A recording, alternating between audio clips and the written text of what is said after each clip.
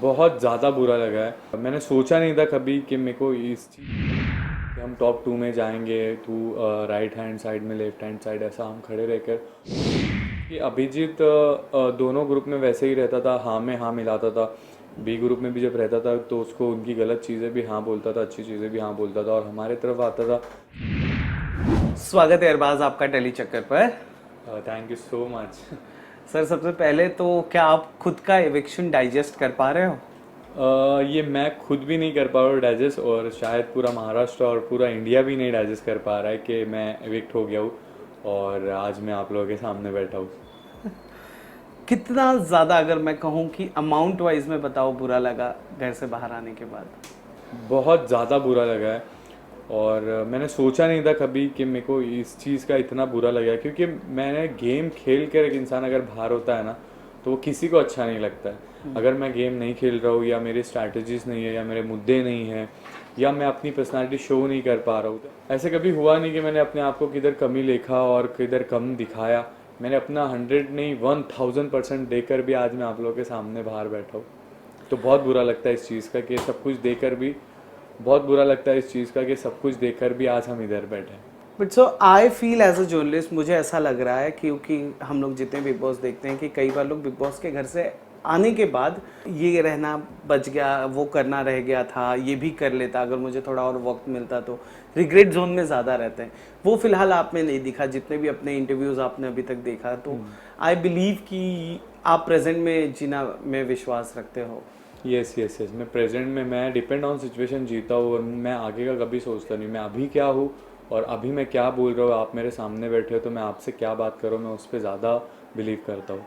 Okay, but I hope you are happy कि आप big boss के घर से एक बहुत ही खूबसूरत सा रिश्ता भी लेकर आए हो अपने साथ। निक्की जैसी दोस्त है जिसकी हालत बहुत ख़राब हो रही है बिग बॉस के घर में, आपने देखा।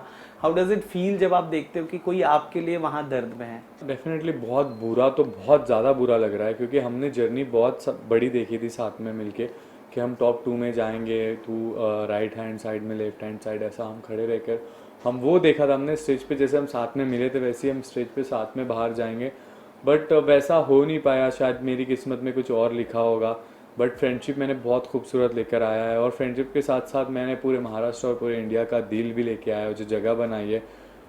मुझे ऐसे लगता है कि ट्रॉफी आज मुझे जितने भी लोग टैग कर रहे हैं तो रियल विनर है, और यही जीतना चाहिए था, तू बाहर कैसे आ गया। हर कोई छोटे बच्चे से लेकर बड़े तक मेरे को यही बोल रहा है। तो मैंने लोगों के दिल जीत लिए, ट्रॉफी नहीं जीती। वही इंपॉर्टेंट है कि आप लोगों के दिल जीतो, तो वो ट्रॉफी से ज़्यादा इम्पोर्टेंस होता है। हाल ही में कुछ आर्टिकल्स ऐसे भी हैं जो ऐतिहासिक सीजन बिग बॉस का था, सीजन 13, सिद्धार्थ शुक्ला थे उस सीजन में।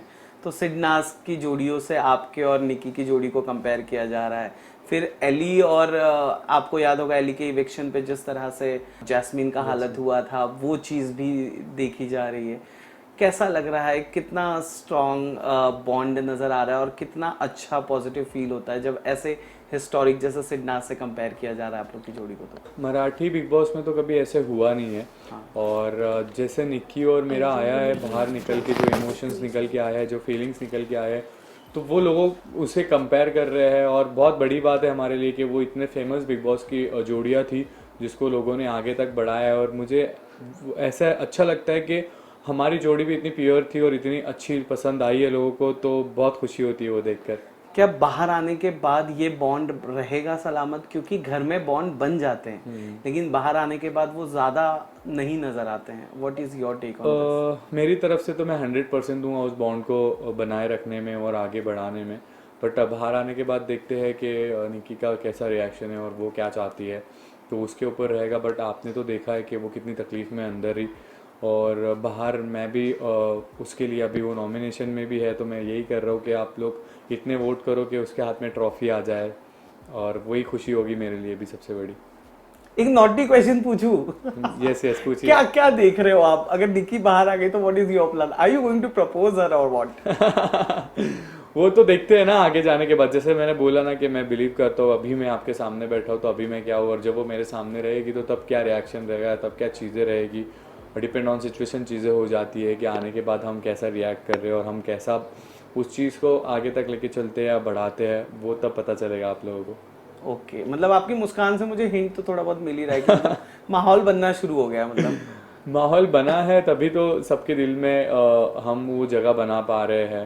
करेक्ट नहीं तो ऐसे ही कोई अपने दिल में एक जोड़ी को जगह नहीं देती है।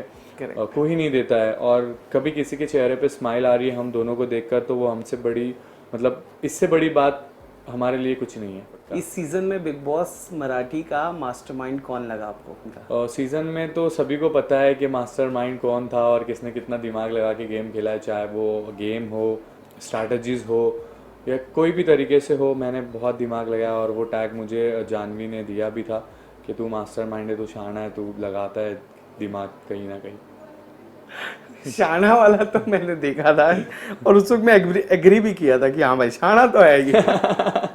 मीठी छुरी कौन है? मीठी छुरी है अभिजीत। Is it? क्यों?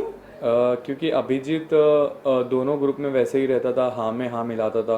बी ग्रुप में भी जब रहता था तो उसको उनकी गलत चीज़ें भी हाँ बोलता था, अच्छी चीज़ें भी हाँ बोलता था, और हमारे तरफ आता था तब भी हमारी गलत चीज़ें अच्छी चीज़ों को हाँ बोलता था, उसको सबसे बनाए रखना था। तो मीठी छुरी मैं अभिजीत को दूंगा। येड़ा बन के पेड़ा कौन खा रहा है? एड़ा बन के पेड़ा खा रहा है सूरज। वाइट जाते हैं थोड़ा थोड़ा में भी। है ना। तीखी मिर्ची कौन है? तीखी मिर्ची निक्की। हमें अगर आप नहीं लेते निक्की का नाम मैं फिर ना मैं इंटरव्यू यही खत्म करता। नहीं, क्योंकि घर में भी मैं उसको तीखी मिर्ची ही बोलता था। मिर्ची क्या, जितनी भी तीखी चीजें थी घर में मैं सब वो टैग निक्की को ही देता था। अब ये जो अगला है वो तो फैंस ने आपको दिया हुआ टैग है, लेकिन आप देखो आप किसको दे सकते हो। लव गुरु कौन है? लव गुरु या मेरे अलावा देना है तो मैं वैभव को दूंगा, जो एरिना के साथ वैभव का बॉन्ड था। और वो लव गुरु जैसा ही था, क्योंकि उसको समझती नहीं थी लैंग्वेज, लेकिन तब भी वो समझ के उसको समझाता था। तो लव गुरु मैं वैभव को दूंगा। कुत्ते की दुम कौन है जो टेढ़ी की टेढ़ी रही? कुत्ते की धूम जो थी टेढ़ी की टेढ़ी, ऐसा तो कोई था नहीं कि मतलब वो कंटिन्यूसली उस गेम में टेढ़ा ही रहा, सीधा हुआ नहीं। तो ये टैग शायद मैं ऐसा किसी को नहीं दे सकता वहाँ पे। ओके, लास्ट मासूम कौन लगा था आपको बिग बॉस के घर में? लास्ट मासूम तो लगा मुझे वहाँ पे घनश्याम। घनश्याम था, मासूम था। बट वो उसको एक था ना, एक वो लीडर क्वालिटी और वो नेतागिरी वो थी बस उसमें, बाकी मासूम बहुत था। मासूम बहुत। हाँ। Thank you so much. Hello, नमस्ते, अस्सलाम वालेकुम, सत श्री अकाल, जय भीम। और अभी देखा है आपने मुझे टेली चक्कर के साथ, and thank you so much. आप इतना प्यार दे रहे हो और इतना सपोर्ट कर रहे हो। अगर आपको इस पॉडकास्ट में या इस इंटरव्यू में अगर कुछ बातें बुरी लगी होगी या गलत लगी होगी तो दिल से आप सभी को मैं आई एम सो सॉरी बोलना चाहूँगा। और ऐसे ही खुश रहो हमेशा, और आपका प्यार और सपोर्ट मेरे साथ रखो तो मैं आपको हमेशा खुश रखता रहूँगा।